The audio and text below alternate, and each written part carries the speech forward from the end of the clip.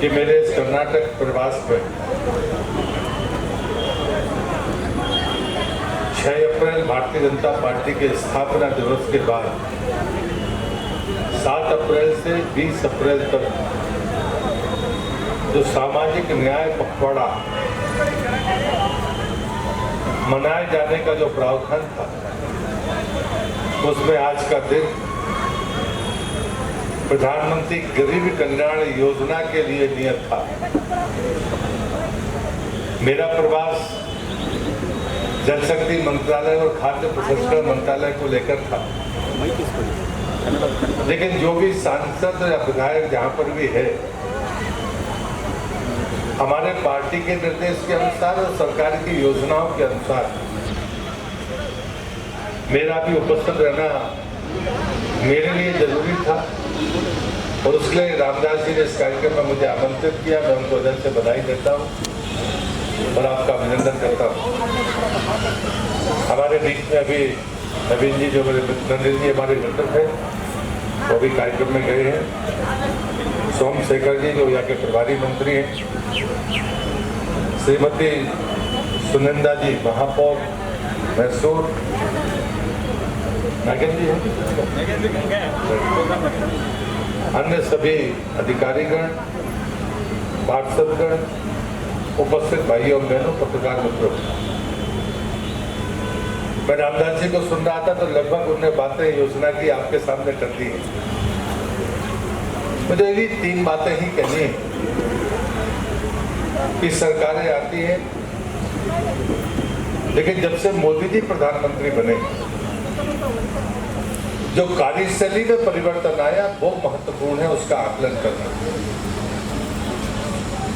मेरी पार्टी के स्थापना दिवस को हम पिछले 41 साल से मना रहे हैं। ये 42वां हमारा स्थापना दिवस था, लेकिन वो इसलिए महत्वपूर्ण है कि ये देश की आजादी का 75वां वर्ष।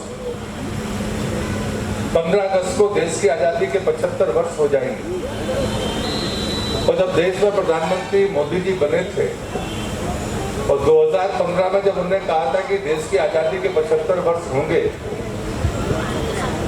तो हमारे देश का वो गरीब आदमी, जरूरतमंद व्यक्ति, उसके पास कौन सी सुविधाएं होंगी। और आजादी का 75वां वर्ष 2022 में आना था, बीच में एक चुनाव था। उस समय कुछ लोगों ने, विरोधी दलों ने मजाक उड़ाया, लेकिन प्रधानमंत्री आवास योजना हो,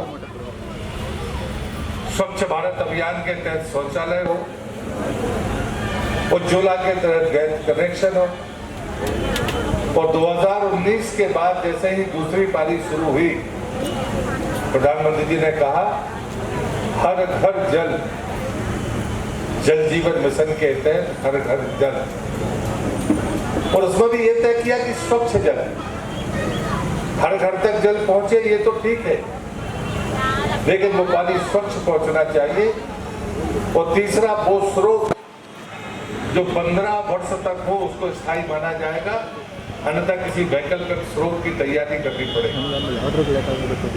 और पानी की टेस्टिंग के लिए जो हमारी माताएं बहनें हैं हर गांव में, वो 5 महिलाओं को प्रशिक्षण होगा और महीने में कम से कम 2 बार वो अपने पानी की टेस्टिंग करें कि वो पीने लायक है या नहीं है। अगर सैंपल में कोई गलती पाई जाती है तो डिस्ट्रिक्ट की लैब को पहुंचाकर पानी की गुणवत्ता को सुनिश्चित किया जाना चाहिए।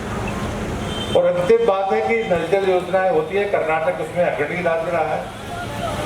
देश में बहुत पहले से यहाँ पर वाटर सप्लाई स्कीम्स रही है, लेकिन कई बार प्रबंधन की गलतियों के कारण वो चल नहीं पाती, और इसलिए पानी समितियां गांव में होनी चाहिए। शहर, हम तो मैसूर शहर में खड़े होकर बात कर रहे हैं, लेकिन कहीं ना कहीं इन बातों के लिए, और मैं गर्व है मुझे अपने प्रधानमंत्री पर कि अगर मैं पिछले 3 साल का बैकअप दूं तो इस साल जल जीवन मिशन में 60,000 करोड़ दिए गए। और ये ग्रांट नहीं है, जो राज्य जितना लेना चाहे उतना पैसा भारत सरकार के फंड से ले सकता है, ताकि हम समय के पहले अपने लक्ष्य को प्राप्त करें।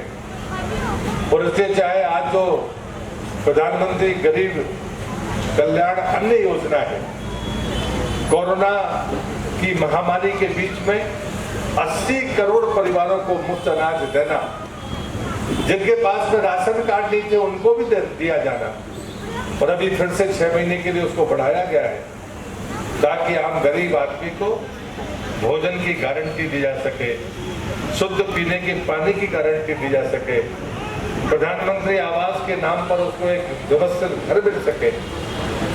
कहीं ना कहीं हमें सोचना होगा कि जिस प्रकार से अभी दुनिया का हम समाचारों को देखते हैं या सुनते हैं, अभी प्रधानमंत्री जी ने फिर कहा था कि हमारी जिम्मेदारियां बढ़ गई हैं। हम उस पार्टी के कार्यकर्ता हैं या वो सरकारों में वो प्रतिनिधि है जो दुनिया के बदलते हुए वर्ल्ड ऑर्डर के आधार पर उसकी जिम्मेदारियों को तय करना होगा। मैं फूड प्रोसेसिंग मंत्री हूँ, 137% बजट बढ़ा है। भारतीय खान पान देश में तो पसंद किया ही जाता है, दुनिया में भी पसंद किया जाता है, और उसके लिए हम बेहतर तरीके से अपना प्रबंधन करें। और उसमें ये योजना में कर्नाटक सरकार को बधाई देता हूँ कि उन्होंने उसमें एक और अपना योगदान कर दिया है।